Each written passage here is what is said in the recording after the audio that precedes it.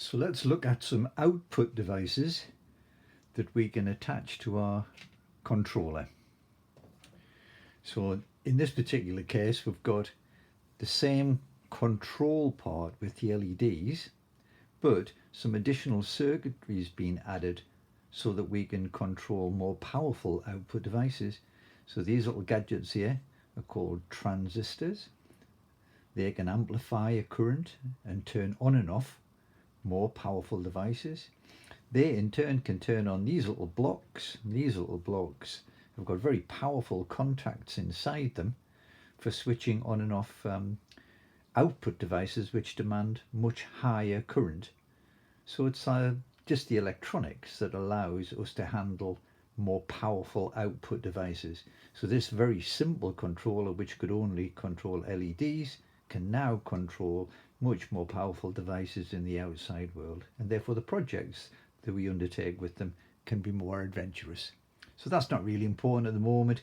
We'll do a very simple sequence, and what is important is these are the output wires that let us join additional items too.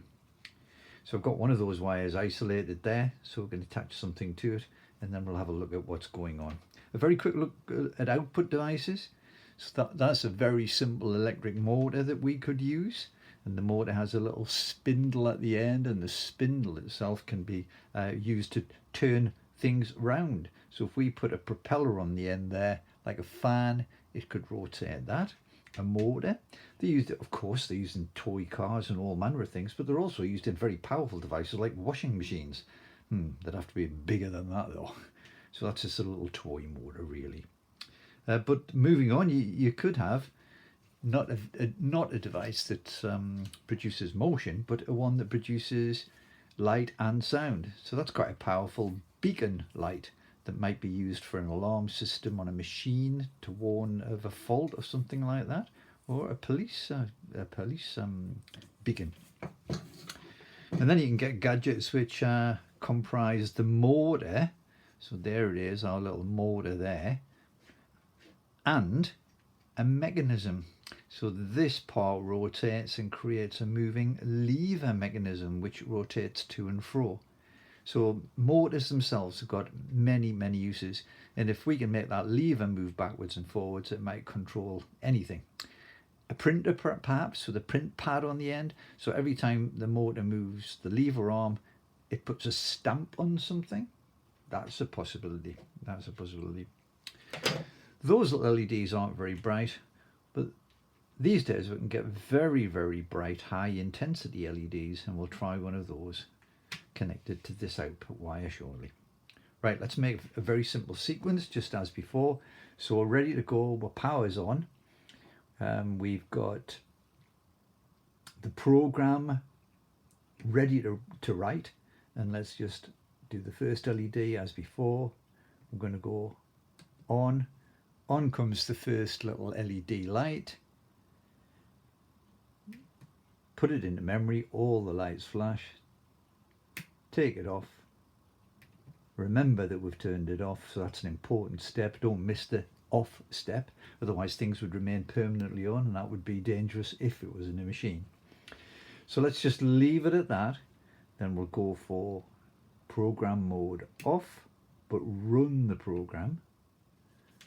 And there's our very little sequence. It looks to me like the batteries are starting to fade, so we better be quick with this. So here's one of our little output wires here, and if we were to put a very bright LED on that,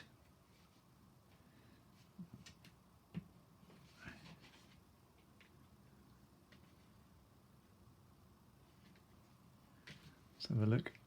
I'll try and point it out there.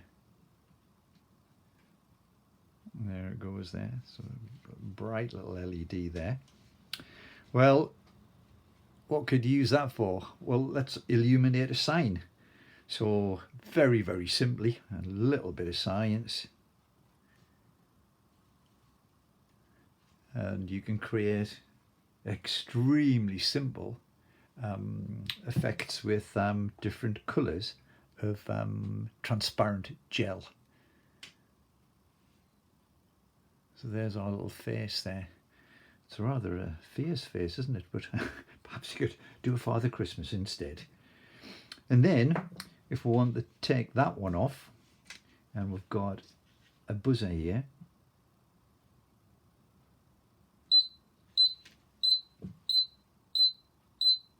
so now every time the LED flashes, we've got the additional output wire which can control a buzzer, and that could be an audible alarm for all manner of different systems.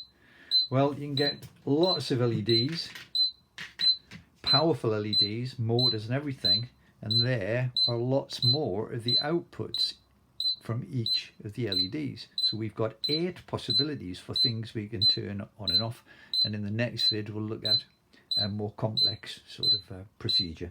And then eventually we're leading to, let's have something programmable where you can type in at a keyboard and it can control all these devices as well. Fab.